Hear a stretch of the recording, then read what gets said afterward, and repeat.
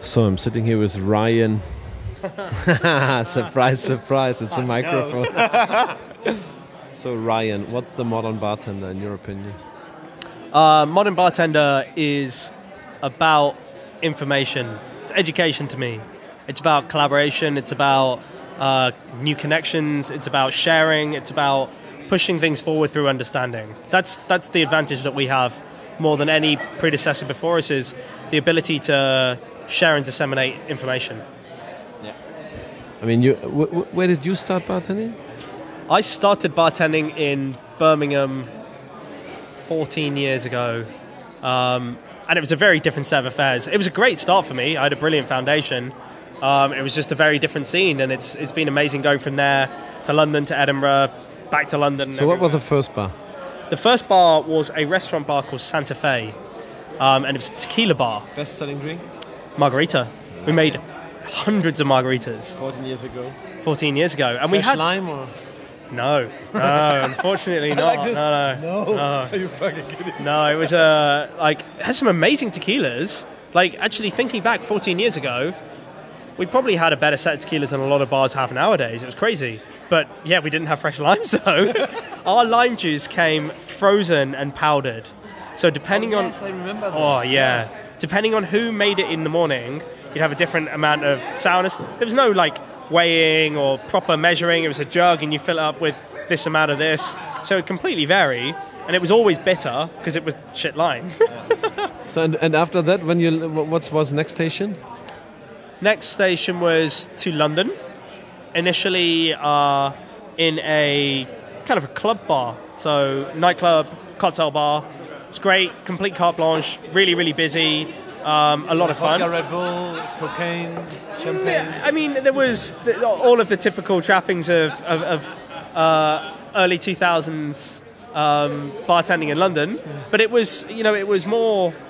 Well, it was actually more cocktails. I mean, we served a lot of French martinis, but we'd serve more cocktails than we would spirit mixers, which was interesting for the time. And I didn't know many other bars at that period, and I was smashing out a lot of cocktails in a night and had to work out how to serve 6 people at the same time. So it was a good foundation. And then I switched over to, that was also killing me. It was around the corner from, I was at St. Martin's at the time. It was around the corner, and we would work from 4 p.m. finish college, go to dust, work till 4 a.m. The way to work through that was to obviously drink your way through everything. Finish at 4 o'clock, break down for a couple of hours, have drinks with the team, maybe finish up around 8 o'clock and go straight to college.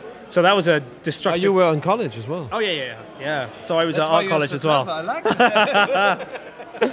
So trying to do life drawing classes when you've drunk your body weight in tequila, vodka, Red Bull, and trying to draw at the same time and haven't slept is not a good combination. So I switched to another bar up in Old Street, sadly not there anymore. But it was great. We pressed our own juices. It's actually a really interesting, again, so that was 2003. What was the name?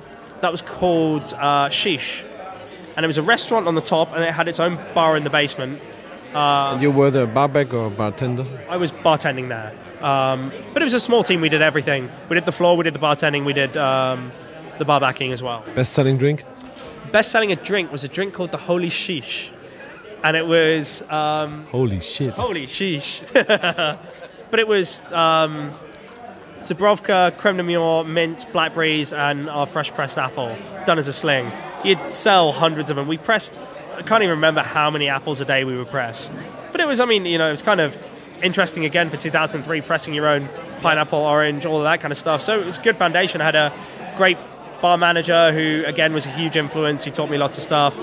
And then I was up to Edinburgh. So from there you go back to Edinburgh? Then I was Edinburgh, yeah. Originally under...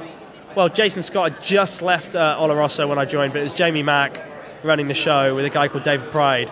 And it was, that was I suppose that was probably the most high-end bar that I'd been working in at the time. It's like a, restaurant with Michelin star aspirations. I don't know if it had a star when I was there, but a very serious bar. We still had our fun with it. Jason Scott and Jamie Mack were there. It's not like it was... What was the name? Oloroso. So I was very much the most junior person of the team there. and I was doing everything again. So I was bar backing and bartending at the same time. But it was great. You know, I loved being in Edinburgh. Again, I was studying, so I was trying to do full-time work, full-time studies. But it was the work and play side that I really liked. And then you finished your studies? No, I carried on the studies. I did that for far too long. Studied for far too long, bartended all the way through it. So went from there to a little boutique hotel called the Borough. Went to the bartender there, went to Villager for a bit, then went back to be the bar manager of Borough while I was still studying. So in Edinburgh? In Edinburgh, all this in Edinburgh. And then the last 3 years I was there. Before I graduated, I was working for Mike and Jace at Bramble. Nice. So that was the step on the famous... Sorry? That was the step on the famous... You know, Bramble was very famous at this time. It was. It was also... It's still, like, my favourite bar in the world. What year was it? So that was late 2006 to early 2010. So with you it was award-winning. It was what? With you it was award-winning. At this time they made all the awards. They continued long after I left, though. Yeah, it was... It was an amazing team as well. So I had the fortune of working with Mike and Jace. Actually, the first shift I did there was me, Jace. The trial I did was me, Jace, and Craig Harper, which was intimidating to say the least. But it was, you know, amazing. Like, instantly felt at home. That to me was the bar that cemented everything I cared about being a bartender. It wasn't about the drinks. It wasn't about what you were to tell people about everything that was going on. It was about looking after people, making sure they had a good time, doing what you needed to do for the specific customer to make sure that they were going to have an amazing night. Killer drinks, killer music, great, a lot of freedom for us to do what we needed to do. I mean, Mike and Jace are very exacting. It's not like they stand for any bullshit and, you know, they won't let anything fall under the quality they expect. But we were given a lot of freedom to do what we wanted. And we all loved it. Everybody who worked there as a team, it was... You know, we would spend our time like finding new things, being involved in it. It was very much a family. So it was an amazing time being there while I was in Edinburgh. And then you moved to London, 2010, 11? 2010. So I graduated 2010, came to London, was working with some stuff for Suntory actually. I was doing some whiskey work, and then also working at Colbert Grow. So with Tony and Stu Bale. Working a lot on the lab side, so I've been working on all of those things, so I ended up taking lead on... So that was Colbert Grow? That was Colbert Grow. Yeah. Colbert Grow, I was there for just under a year until Tristan and Tom, who had Pearl at the time, they approached and asked if I would be kind of creative director, help set up their new bar, but also oversee what was going on at Pearl. So I made that move. And when did you start your first own bar? But is there still something in between, though? No. So, Edinburgh to Colbert Grow to Fluid Movement Group, and then out on my own. That was which year? That was 2011. I went out on my own. How many bars you have now? Well, 2011 I was just doing consultancy, and then 2013, so family, Ian, all cobbled together, put our fingers into our pockets trying to find what we could to open White Lion. Took a long time to find a site. So White Lion opened end of September 2013 to a shit show. It was so hard to get that bar open. It was amazing fun. Like, I wish we had documented it a bit more. But opened end of 2013. We launched the product in June 2014. Dandelion opened a year and 3 days after White Lion. So it's almost, they share the same birthday. So it's two bars now? The two bars. And we did the project in New York for a while, so that ran for a year. But two of our babies now. How many bartenders do you employ?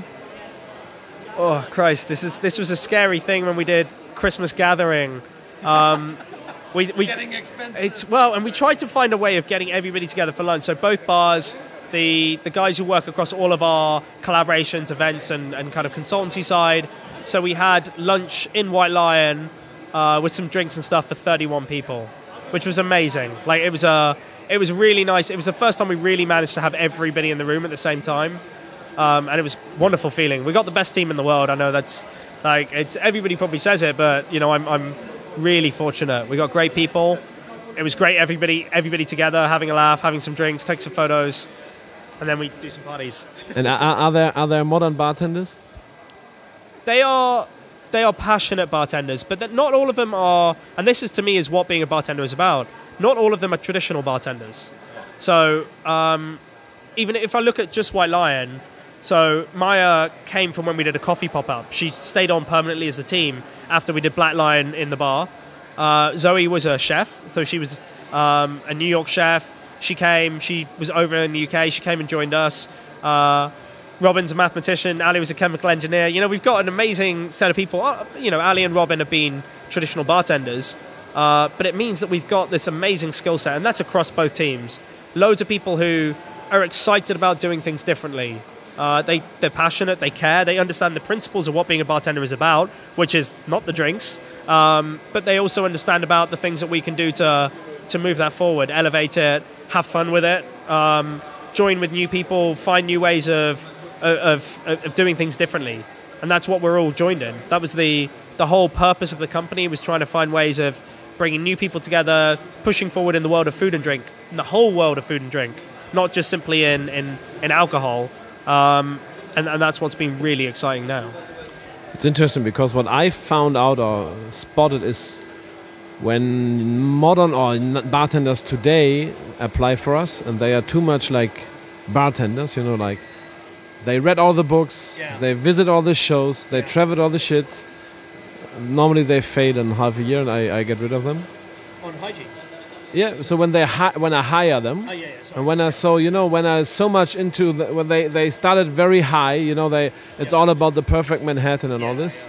So I spotted that people who do different things, or people who come from at least have their 4 or 5 years in some shitty bars, they are the better bartenders for me. Yeah, I think so. I think there's a lot to be said for, and this is actually the story I wrote for Paul, was understanding what you don't want to do. And that's a very, very crucial thing in life. And when you've worked in, you know, I've taken a lot away from the bars I worked in, a lot of things that I knew I didn't want to do for my team, for my bars, for my scenarios. And that's a crucial learning curve.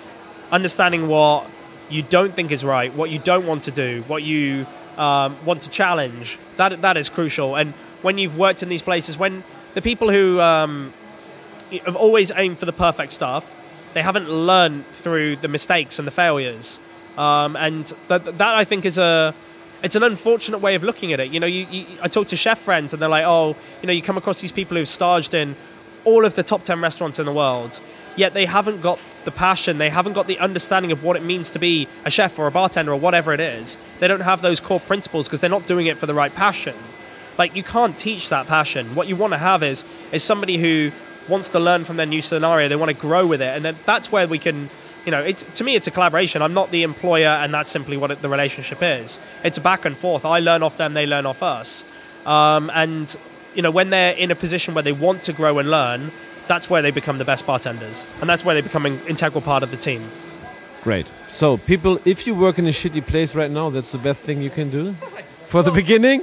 You know what? Like, you don't want anybody to have a shit time in their life. No, don't get me wrong. That's never a good thing. But you do want to learn from your own failures, your barriers, your trappings, your limitations, what you don't want to be doing. You know, that is good experience. You shouldn't look at it as a negative thing. You should look at it as a learning curve.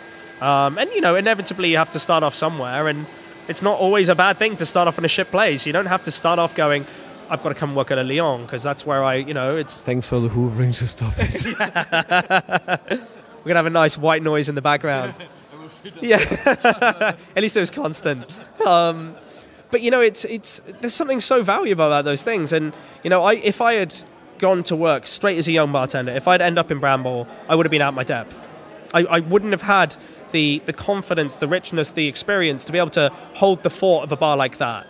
I needed to be able to understand where I fucked up, find out where, you know, like, and try and work out, you know, if something went wrong for a customer, learn from that and go, how can I stop that mistake happening again? And you need to go through those things, and, you know, it's stuff you do, and you just got to be able to reflect on it. It's inevitably is going to happen. Nobody's perfect. You got to make those mistakes to be able to learn from them. or be around amazing, experienced people who can teach you a lot of that stuff. But that's hard. Great, I agree. So people go to, is it poordrink.com? Org, sorry, poordrink.org and read the essay from Ryan. Thanks a lot.